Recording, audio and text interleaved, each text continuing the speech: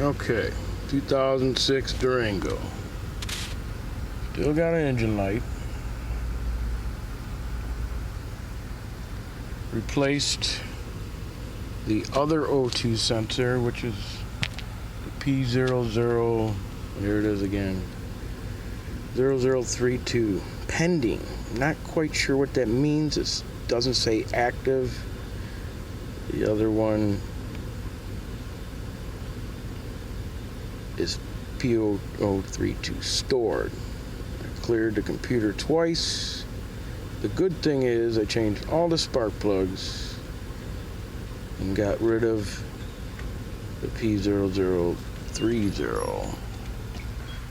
How'd you get it going? You can be in my video. Huh? I jumped the battery. I'm just charging the battery up. Running a lot better.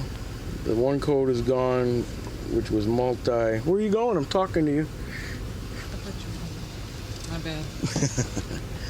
Got rid of the one code that was multi cylinder malfunction. That's gone. The p0058 is gone, which was the O2 sensor. But this O2 sensor is still reading, even though I changed it.